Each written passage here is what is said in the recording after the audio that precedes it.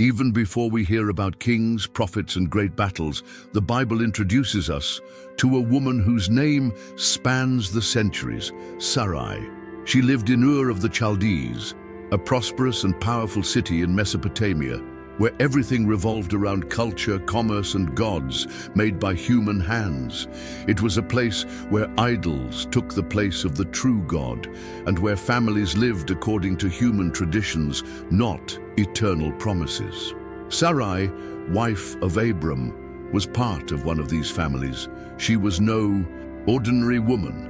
The Bible says she was beautiful in appearance, Genesis 12:11, and we can imagine that her beauty attracted attention wherever she went, but her external beauty did not hide the pain she carried within herself, a silent, constant, often suffocating pain.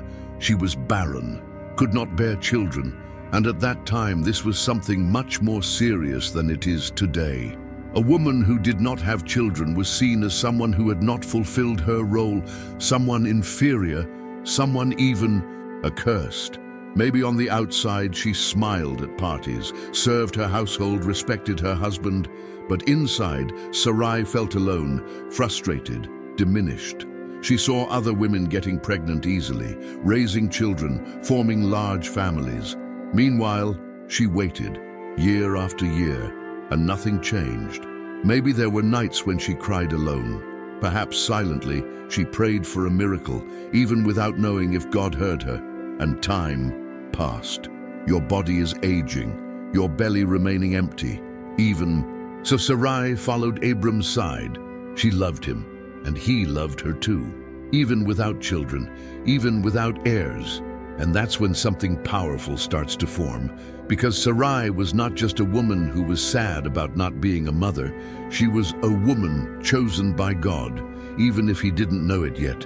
Her pain, her waiting, her silence, all of this was part of a bigger story. God looked at Sarai.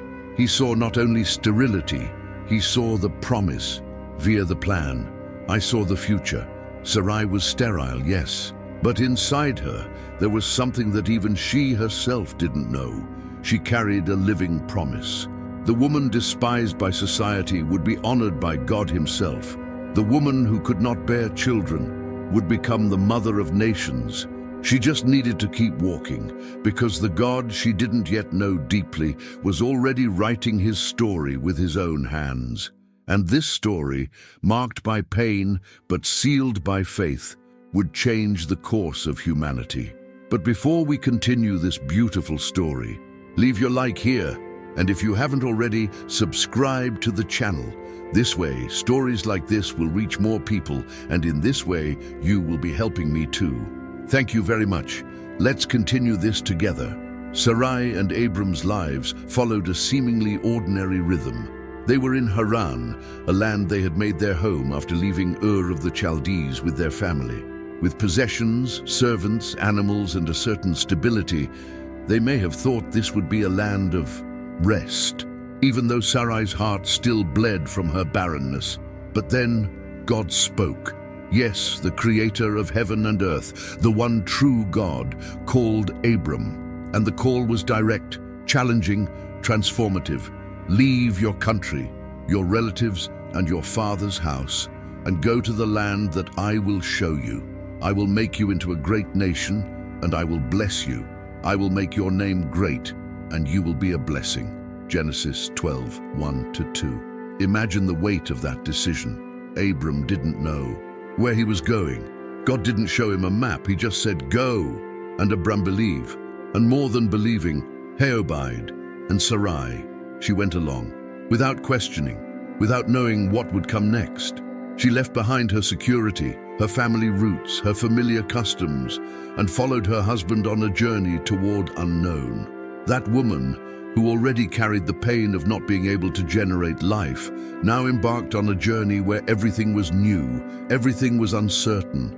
But there was something different this time. God was involved. And this is where something special happens. God had promised to make Abram a great nation, but how would that be possible if your wife was still sterile? Heaven had already released a promise, but it seemed incompatible with reality. And that's exactly where the beauty of this story begins, because God does not choose the easy way. He chooses the path that reveals his glory. He chose an unlikely couple, a woman scorned for her barrenness, to begin an eternal plan, a plan that would culminate in blessing for all the families of the earth. And as they headed towards Canaan, Sarai looked at the horizon without knowing that each step in the desert was, in fact, one step towards the miracle. She didn't know what was in store for her, but God knew exactly what he was doing. From this call, Sarai's story would begin to intersect directly with the story of faith, obedience, and promise. She didn't have a child yet, but he was about to find out that was an essential part of God's plan for humanity. Abram and Sarai's journey continued. They had obeyed God's call, left everything behind, and walked toward the land that the Lord would show them, Canaan. But as soon as they arrived, an unexpected obstacle came: hunger. A severe drought hit the region. Crops dried up, food became scarce, and survival was at risk. There was no other option. They needed to go down to Egypt, a place where there was provision, abundant rivers, and where foreigners could buy what they needed, but also a dangerous place with a strange culture, full of idols and with a powerful king known as Pharaoh. That's when Abram began to be afraid. He looked at Sarai and remembered how beautiful she was. Even at 65 years old, her beauty was evident, impressive, striking. And Abram thought, when the Egyptians see you, they will say, "You are his wife," and they will kill me to have you. And then he made a decision that revealed more fear than faith.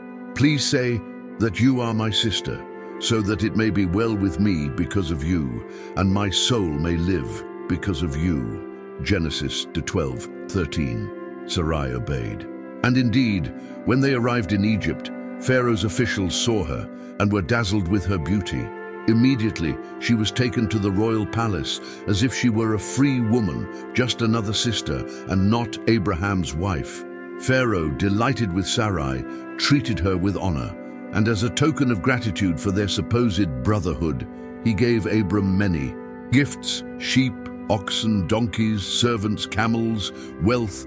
But Sarai, this woman of faith and silence, was now separated from her husband, in a strange palace, in a foreign land, surrounded by idols, pagan customs, and a king who wanted to have her as his wife.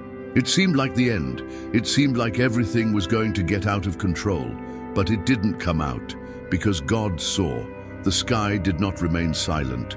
The God who had promised something great to Abram and Sarai intervened directly. The Bible says that the Lord struck Pharaoh and his house with great plagues because of Sarai. Somehow, the Pharaoh understood that something was wrong, discovered the truth. Sarai was Abram's wife. Immediately he confronts Abram, indignant. "Why did you tell me she was your sister? Why didn't you tell me she was your wife?" And the king, even though he was a pagan, recognizes the error. "And you will be free. Send them both away. But don't demand the gifts back." They leave Egypt than they entered. But more than that, Sarai came out unharmed, protected, intact, untouched. It was not Abram's cleverness that saved her. He was the hand of God. Because when God has a plan with someone, he himself stands up to protect. Even when human errors complicate the story, divine faithfulness remains standing. Sarai was not just a beautiful woman. She was a woman guarded by the Most High, set apart for a purpose that no king on earth could steal. After all that had happened in Egypt, Abram and Sarai returned to Canaan, the land God had promised them. They were now richer with many servants, livestock, and possessions. But despite their possessions, their heart's greatest desire had not yet been fulfilled. Sarai remained barren. Time passed, and her womb remained silent. It is in this scenario that for the first time, God reveals a promise that would change everything.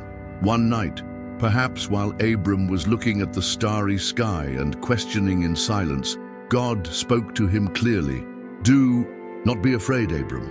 I am your shield and your exceedingly great reward." Genesis 15:1. But Abram pours out his heart to God. He does not hide his frustration. It says, "Lord, what will you give me, since I remain childless? The heir of my house is Eliezer, my servant." It was as if he were saying, "Lord, I follow you, I obey you, but I don't have a son yet. Everything I have will go to someone who is not even of my lineage." Then God responds with something no man could imagine. "This one will not be your heir, but he who will be born of your own will be your heir." And then the Lord does something powerful. He takes Abram out of the tent and says, "Look now toward the heavens and count the stars. If you are able to count them, so will your descendants be." Genesis 15:4-5. At that moment, Abram believes. He sees no evidence, no change in Sarai's body, no sign of pregnancy, but he believes. And the Bible says that it was imputed to him as righteousness. Now a promise had been released. God had spoken. The heir would not be a servant nor an outsider. It would be a son fathered by him. But what about Sarai? The promise had begun to be revealed to Abram, but still, it was unclear whether it would be with Sarai. She remained apart from that promise, and that doubt would begin to grow in her heart. And this silence, this uncertainty, would become the perfect setting for the next decision. A human, impatient, and deeply understandable choice that would end up generating conflict for generations. Time continued to pass. God's promise had already been made clear to Abram. He would be the father of a great nation. His descendants would be as numerous as the stars in the sky. But as Sarai, now nearly 75 years old, continued childless, there was no sign, no change, no miracle. The promise seemed frozen in time. And it is at this point in the story that enters one of the most human and understandable moments in the Bible. Sarai, tired of waiting, exhausted by the delay, makes a decision with a wounded heart, but with the logic of someone trying to solve a problem in their own way. She calls Abram and says, "It has been a long time since the Lord has kept me from having children. Please take my servant Hagar. Perhaps through her I can start a family." Genesis 16:2. In that culture, this practice was allowed. If a woman could not have children, she could give her servant to her husband, and the child that was born would be considered legally hers. But even if it were allowed, it was not God's plan. Abram accepts the proposal, and Hagar, a young Egyptian woman who had come with them from Egypt, is given to him. Soon, she becomes pregnant, and here the conflict begins. As soon as Hagar discovers that she is pregnant, her heart fills with pride.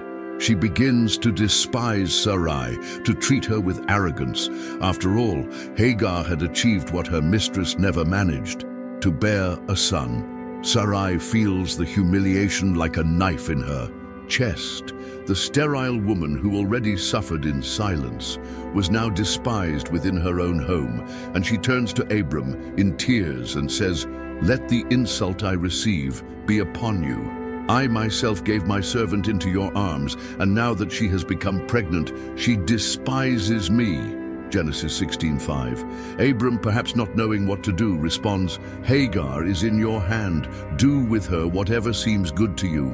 And Sarai, overcome with grief and jealousy, begins to afflict Hagar severely. Hagar, without strength to bear it, flee to the desert. But even in the desert, God does not abandon us. The angel of the Lord appears to Hagar and comforts her. He says that the child she is carrying will be called Ishmael, which means God hears, and sends it back. The child is born. It's a boy, Ishmael, and Abram raises him as a son. For many years, Abram comes to believe that Ishmael was the son of promise, but the sky was still silent above Sarai. The hasty decision had brought consequences: conflict, envy, pain, and a tense environment within the home. Sarai tried to speed up the promise. She tried to do with her own hands what only God could do. And now, she had to learn one of the hardest lessons of faith. God's promise does not depend on human haste. It comes at the right time. In God's time, Ishmael was born. The boy was healthy, strong, and immediately became the center of Abram's life. He looked at that baby with affection, with hope, and perhaps with a sense of duty fulfilled. Maybe you, and thought, now yes, God has fulfilled what he promised. This is the son he had spoken of. But what about Sara? Sara was left out. Ishmael was not his son. She didn't smell a baby coming from her arms. She saw Abraham cling to Ishmael.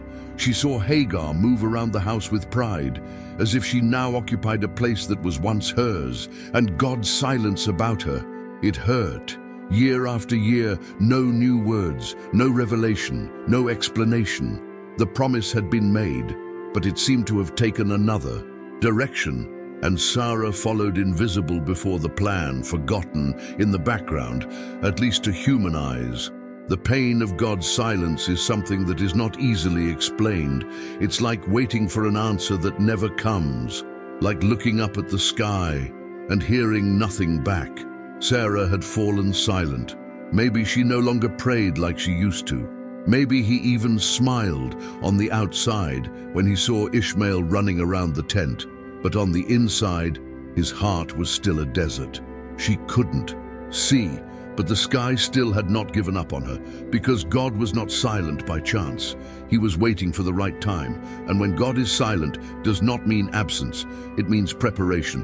While Sara cried inside, while Abram loved Ishmael, thinking that was the promise, God's plan was just beginning. It was necessary for time to pass. May the years accumulate, that the body would grow old, that everything would stay humanly impossible, so that when the miracle came, no one could take credit.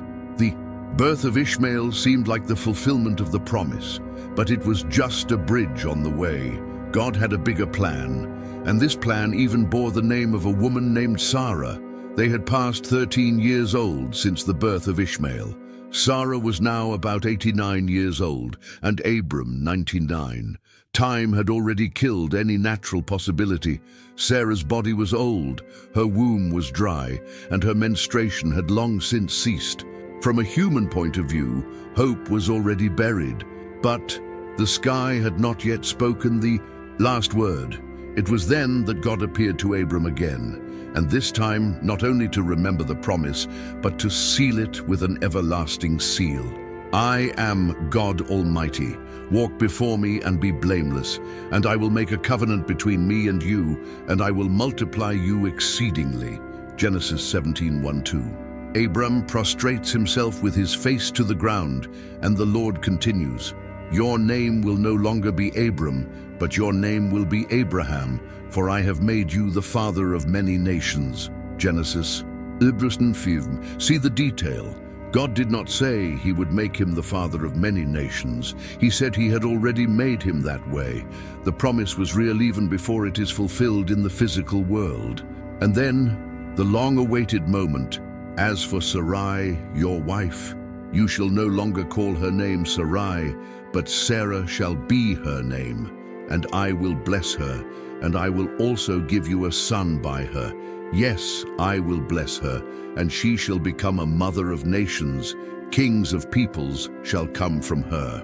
Genesis 17:15-16. You will be, if Sara came back. From my princess, closer meaning of Sarai for only princess.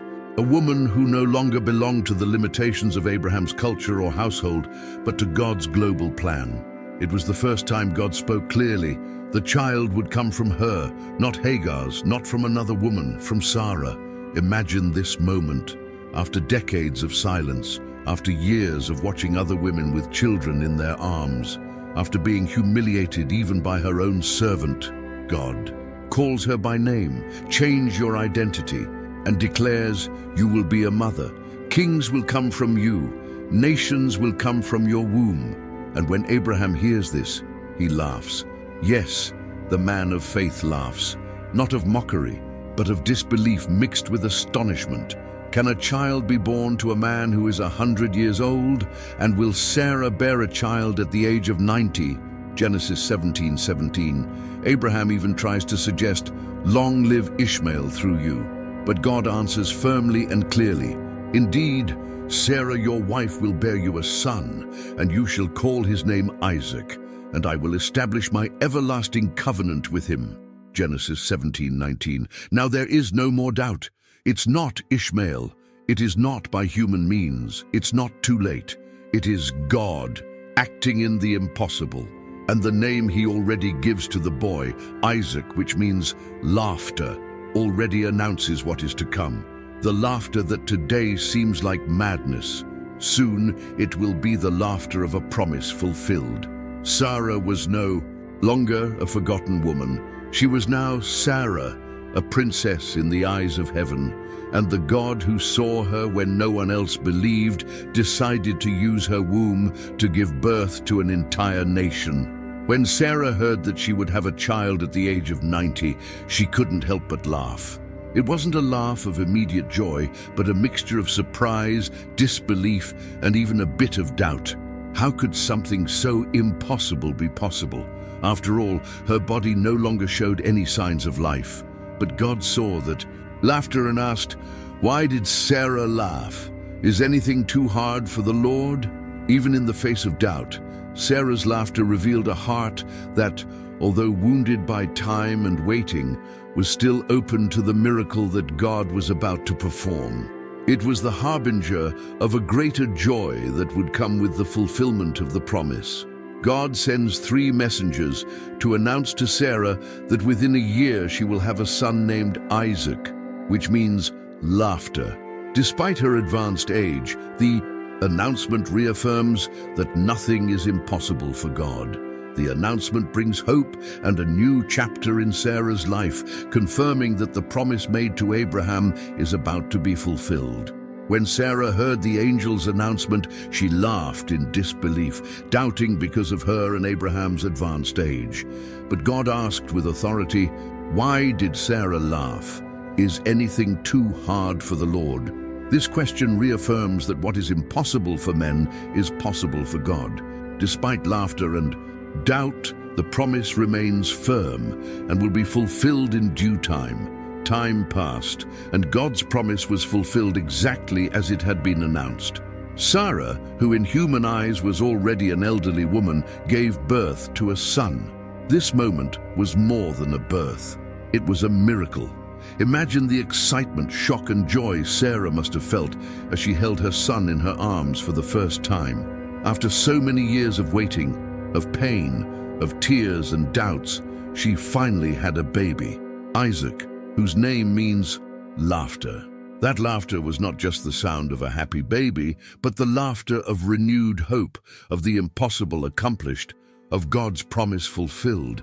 Sara, who had previously laughed in disbelief, now laughed in true joy.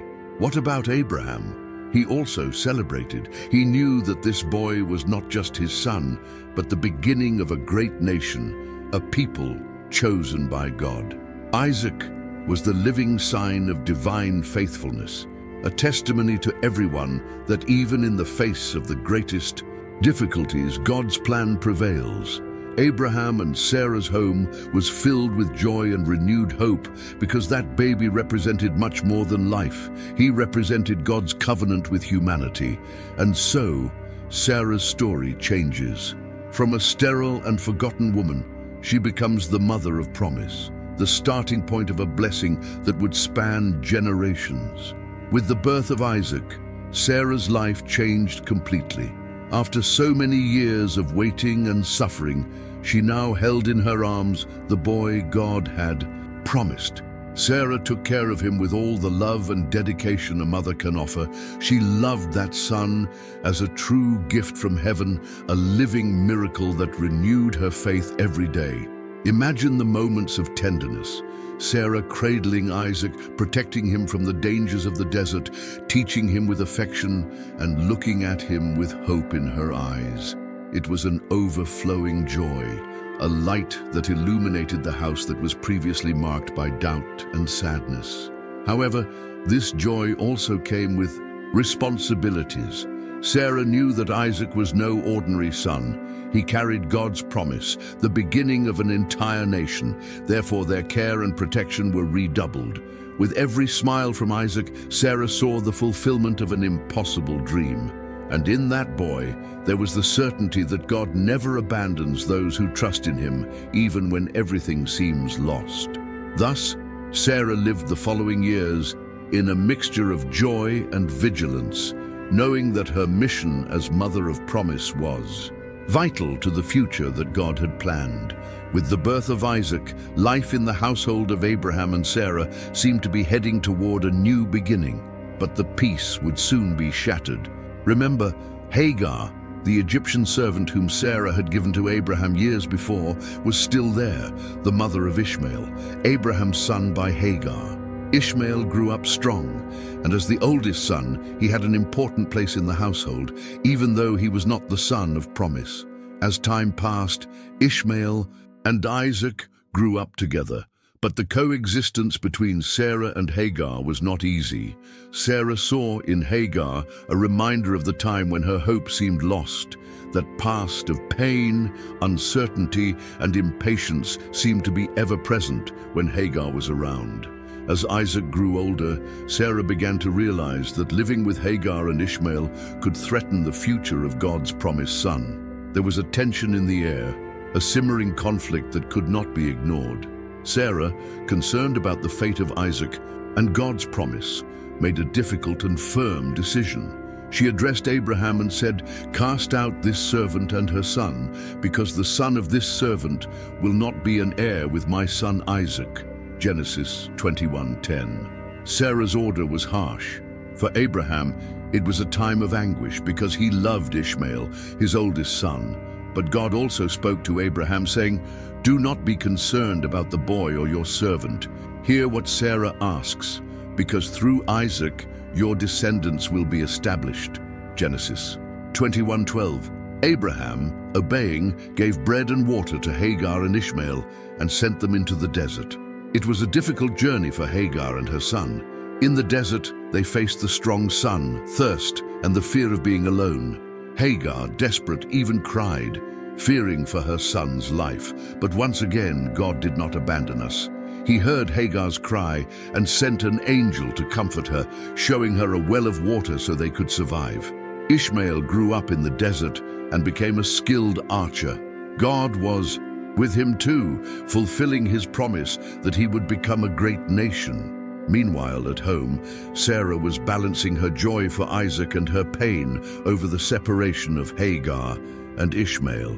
She knew that God's plan was being fulfilled, but she also knew that the path was not without difficulties and suffering. This conflict between Sarah and Hagar marks an important point in the history of faith. Fulfilling a promise does not always come without challenges or difficult decisions, but God is present at every stage, guiding, protecting, and fulfilling his purpose. Sarah's request that Hagar and Ishmael be sent away brought a very difficult time for Abraham. He loved Ishmael, the first son he had, the fruit of his union with Hagar, his servant. But God confirmed that the covenant would be established through Isaac, the son of promise that Sarah carried in her womb. Abraham, even with a heavy heart, prepared Hagar and her son for departure. He gave them enough bread and water for the journey, knowing that this was a painful but necessary step for the divine plan to be fulfilled. So Hagar and Ishmael set out for the desert, a dry, hot, and dangerous place where survival depended on divine providence. Without a home, without friends, without human support, they faced fear, thirst, and despair. In the middle of that immense and silent desert, Hagar saw her son weaken. She feared for his life, cried and felt lost, thinking there would be no salvation. But God, who never abandons his own, heard the cry of that afflicted mother. The angel of the Lord appeared to Hagar, bringing comfort and hope. He told her to turn back and trust, because God would make Ishmael a great nation. Furthermore, God showed Hagar a well of water in the desert, an unexpected source, a miracle that would ensure the survival of her and her son. This water symbolized divine provision in the midst of adversity, the promise of life where there seemed to be only death. Ishmael grew strong in the desert, becoming a skilled archer protected by God. Although he was not the son of the covenant, God did not abandon him. On the contrary, he fulfilled the promise that he too would become a great nation. This passage shows that even when we are distanced or facing difficult times, God is present to support and guide us. For Sarah and Abraham, the departure of Hagar and Ishmael marked the beginning of a new chapter, centered on the fulfillment of the divine promise through Isaac. Sarah lived a life marked by challenges, trials, and above all, by faith in God. After years of waiting, his life was transformed by the fulfillment of the divine promise with the birth of Isaac, the miracle son. She was not just a woman who had a child at an advanced age. Sarah became the mother of promise, the one who carries in her womb the origin of a great nation and an eternal pact with God. Sarah saw her son grow, and together with Abraham, dedicated herself to educating him in the faith of the one God, the Almighty. God who had accomplished the impossible in their lives. The name Isaac, which means laughter, was a constant reminder of the joy that child brought after so much time of tears and doubt. During the following years, Sarah lived in Canaan, where the family grew and the divine covenant was consolidated. She witnessed the beginning of the formation of the nation that God had promised to Abraham, a nation that would in the future be great and influential. Sarah passed away at 127 years, an advanced age that demonstrates the long life he had, especially considering the biblical context and the difficulties he faced. Her death is recorded in Genesis 23, where Abraham buys a plot of land to bury her, Cave of Machpelah, a place that would become the family's first official territory in the Promised Land. This moment was not just the farewell of a wife and mother, but the establishment of a concrete inheritance for the people who would be born of her and Abraham.